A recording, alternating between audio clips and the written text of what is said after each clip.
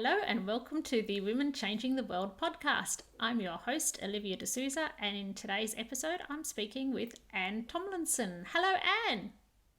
Hello, and thank you for having me today. Such a pleasure. So, congratulations on being an author in this amazing book.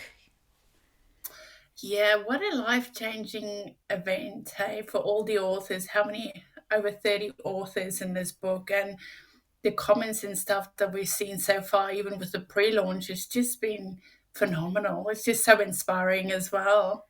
It is. It's been such an honour to talk with you and all the other authors. So, how about we start finding out about a little bit more about you? Who is Ann Tomlinson? Wow, Ann Tomlinson.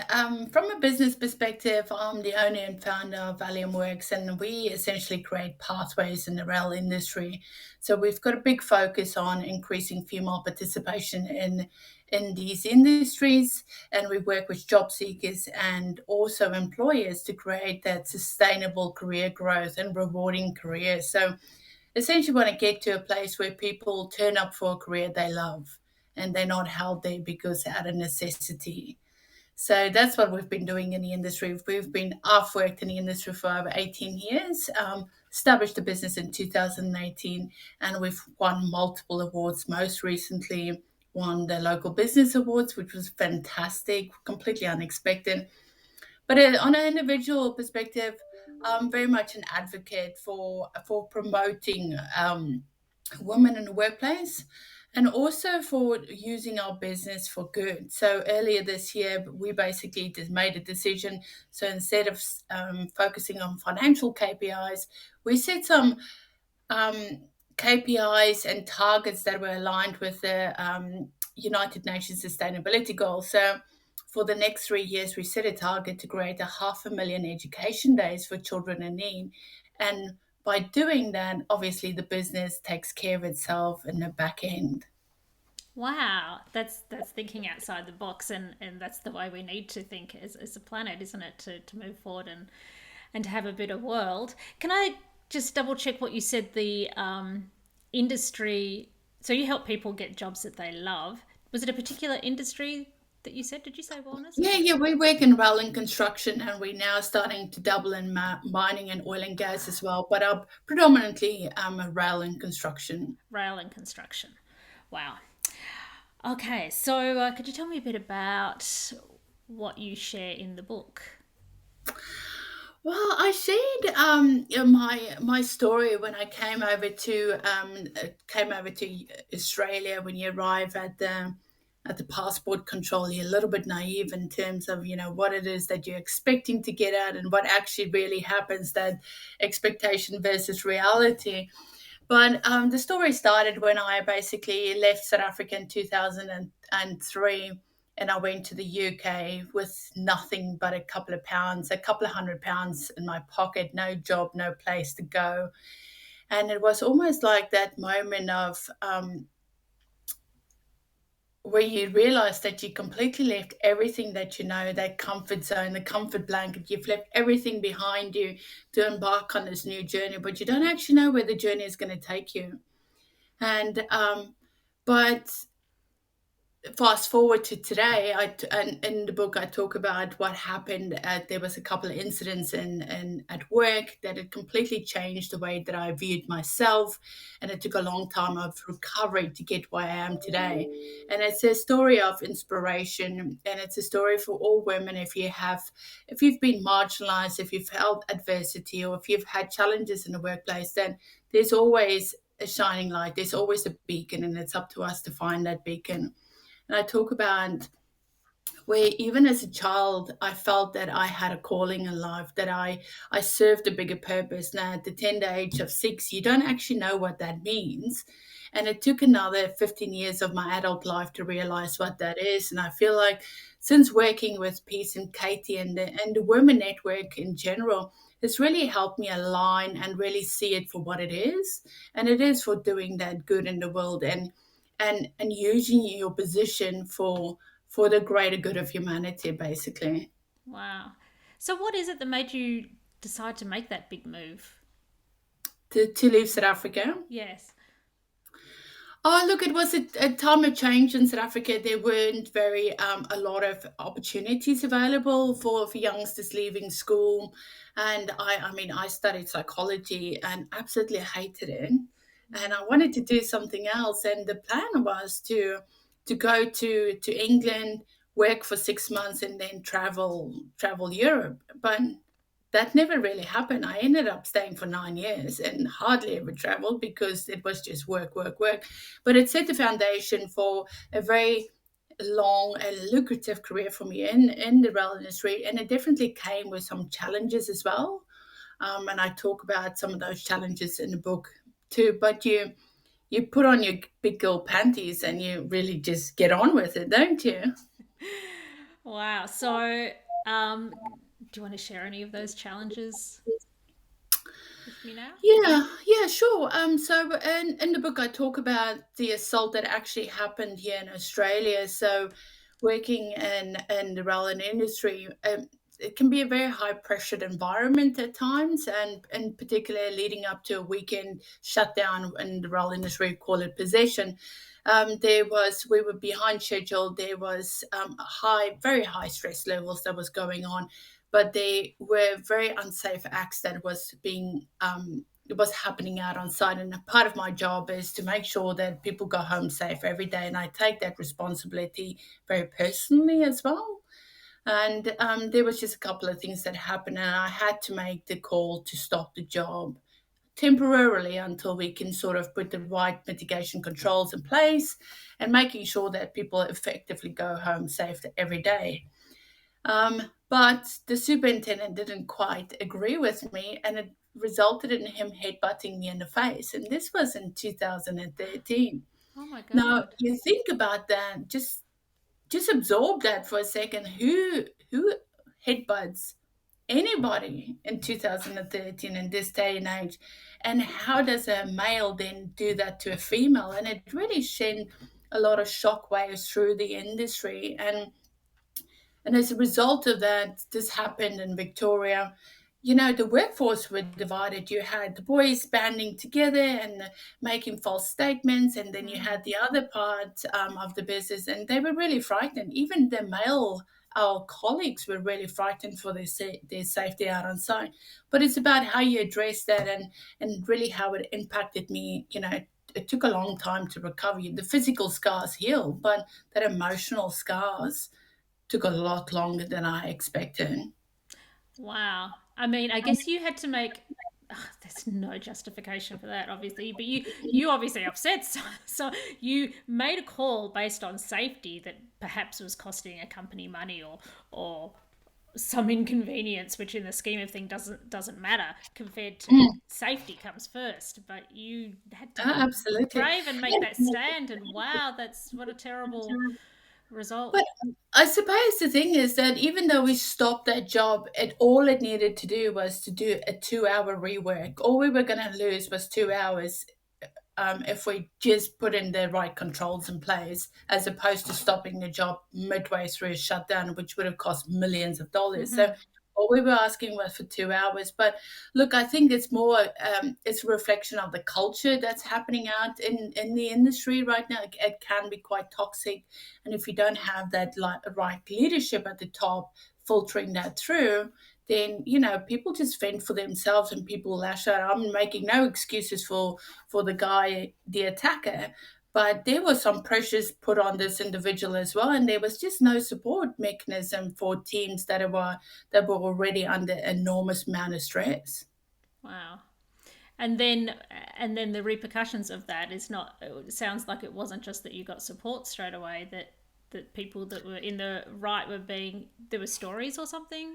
Oh, look, yeah. So initially, my phone didn't stop ringing for 2 days, and then the corporate spiel normally happens. So we're going to do everything we can to support everything, and then time goes by, and then you go to court, and nobody is there to support you, and everybody just backs off because as soon as the lawyers step in, everybody steps out. So it felt at times that I was completely marginalized, that I had to fend for myself, and and I probably still carry the scars with me now. But initially, I had serious post traumatic stress, which wasn't diagnosed immediately because for me, I felt the day after the event, the incident, I felt that I was pressured not by the employer themselves, but by myself, by my own standard, my own expectation that if I didn't front up to work and go to work and stand my ground, then everything that I'd worked for over that last 13 years would have been in vain.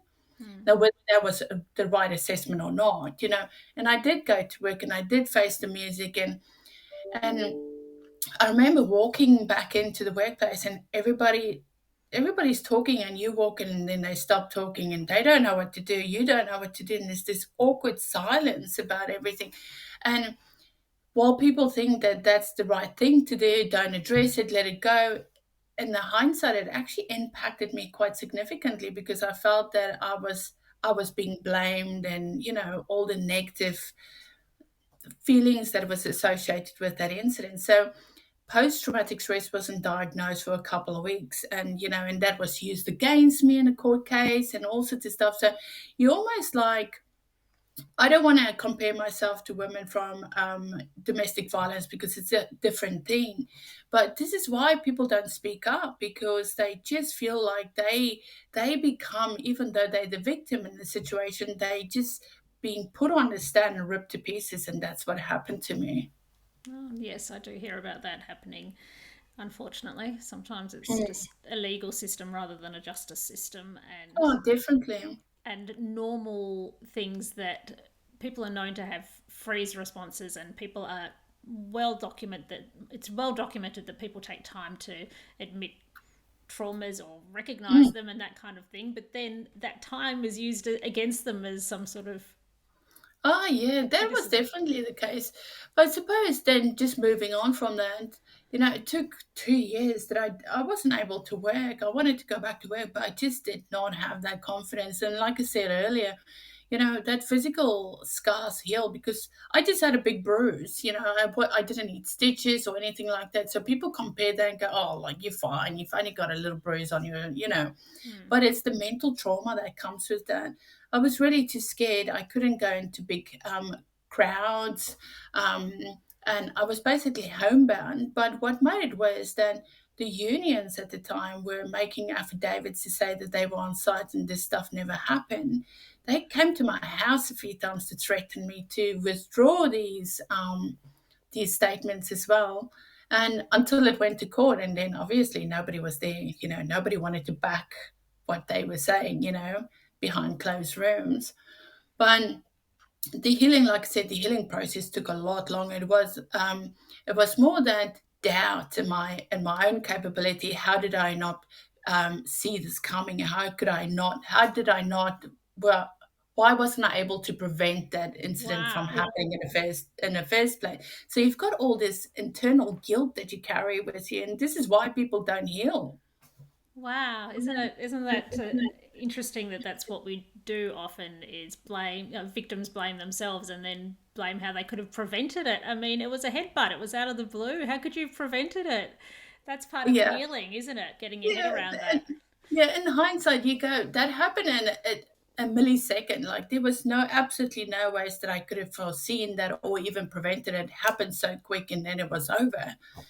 So, but But that would affect your ability to do the job, wouldn't it? Because next time that something comes up and you need to make that kind of a call, you'd hesitate. Did that? yeah, and look, I didn't work in a construction environment for a couple of years. Probably not until 2016. This happened in 2013, so about 3 years. But first couple of weeks back on a construction site where you're surrounded by 200 men, it felt quite intimidating. But you have to just make a stand and make a decision. Where do I go from here? And I suppose once I made that decision, it was very easy to go back into things, but that conflict resolution, I'm a lot more stronger in that right now. And if I feel that a situation might get a bit heated, then I just step out, and I'll get somebody in to come and sort of resolve the issue if they could.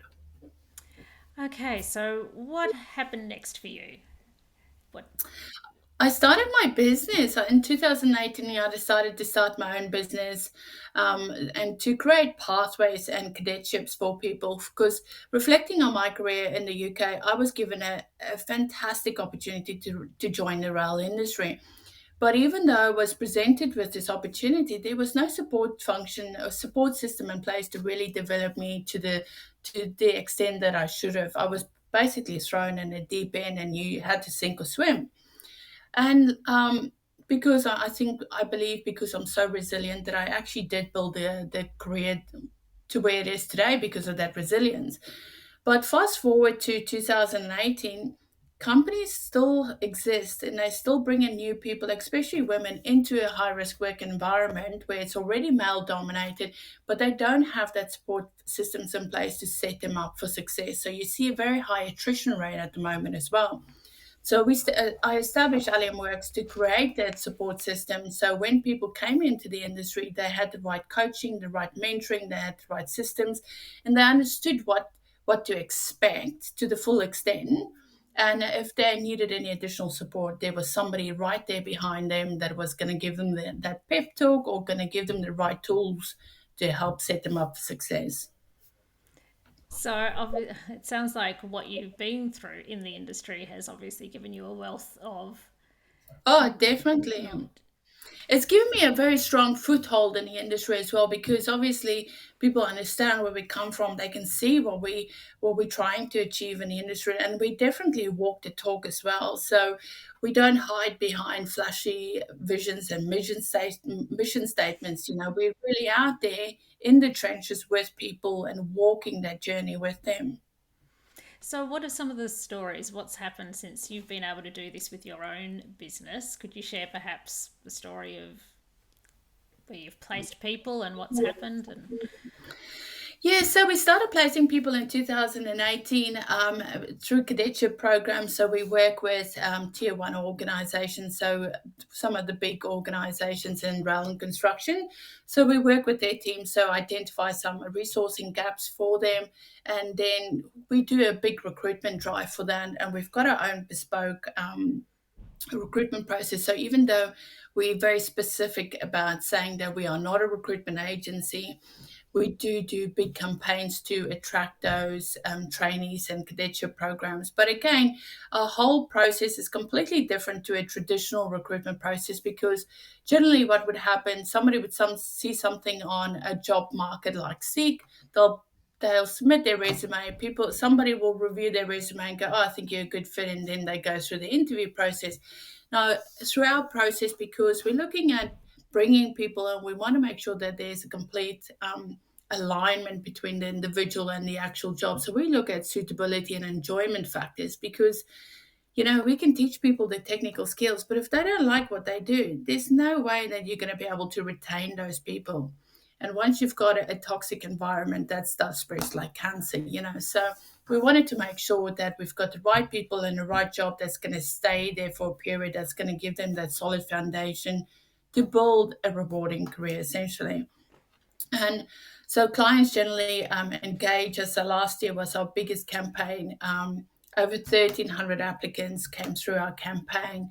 30 were shortlisted, and the client originally engaged us for 4 trainees and eventually took 8. And we still have a 100% retention rate of all of those trainees, where the client, in a video testimonial, they said, within the first 3 months, they would have lost 80% of their recruits, and the fact that they still have a 100% retention rate just speaks volumes for the amount of work that goes on in the pre-selection before we place people. wow, 100% retention rate. How far down the track is this? Well, it's actually 18 months now. Wow, what a Yeah. turnaround. Yeah, I know. So we were very excited. We were watching this campaign from afar, but we were very confident in the people that we put forward, and they came from all walks of life. So traditionally, people would be applying who's already in the rail industry, and then they still have that high attrition rate. But we were attracting waitresses, people from the entertainment industry who wanted a change in career and change in lifestyle, and we, there's enough opportunities for everybody Australia is not, Australia is currently experiencing a skills crisis, not a people's crisis. And so, if organisations just want to change the way that they recruit, their traditional ways, we can get so many people more into the industry. That's going to, like I said, build those rewarding careers.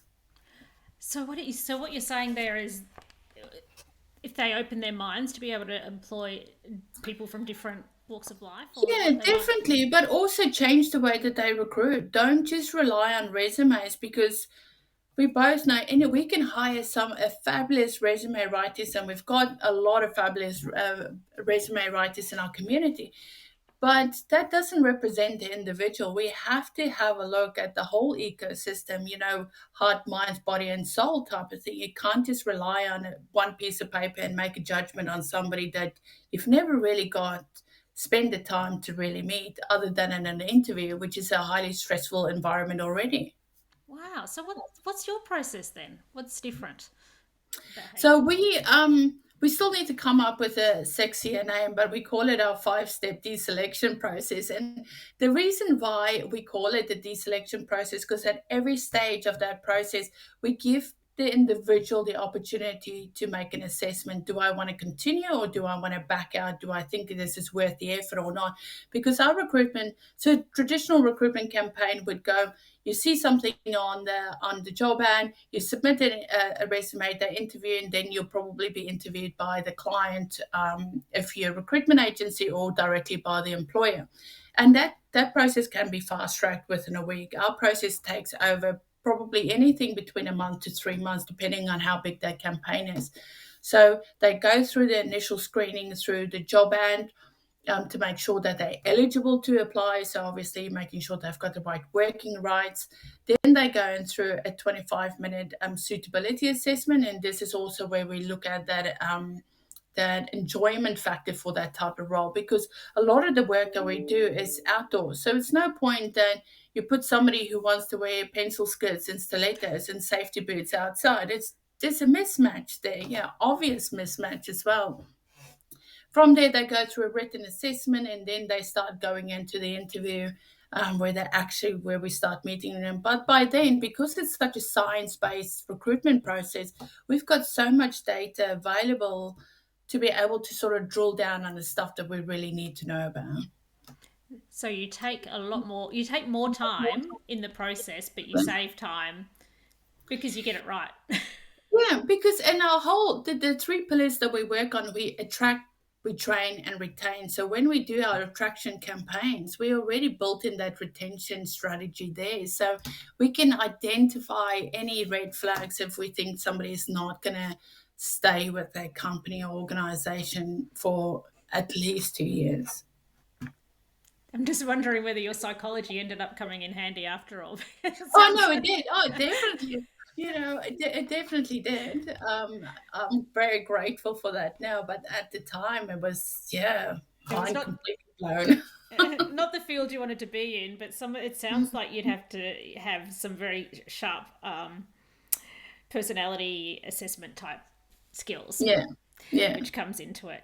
So, how does that make you feel seeing those sort of results and seeing those lives changed in that way?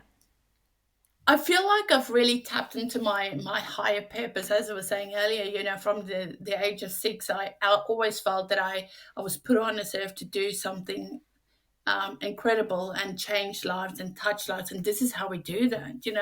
Obviously, the success of those candidates depends on how much work they put in. But when we feel like they're losing momentum, we're right behind them, pushing them and giving them that support. So it's very fulfilling, and it really does. I can go to bed at night sleeping very sound because I know that the work that we're doing is definitely changing lives, and by changing their lives, they they create this ripple effect where they're changing other people's lives through our work with the United Nations Sustainability Goals. I mean, just in the last 3 months, we've created over 20,000 education days for kids in need, and that's the stuff that matters. Hey. Oh my god, that's a whole other story. I'd love to dive into that too, but I think we are running out of time. Is there anything that you did want to quickly touch on before we wrap it up that you'd like to talk about? Oh no, I think we've covered everything. Well, That was just really, really interesting. It's just so interesting to see you come at that from a different angle to what has been done previously, and to see those results with 100% retention, and to hear you talk about enjoyment a number of times, like that matters, which is something Yeah. that gets forgotten, I think.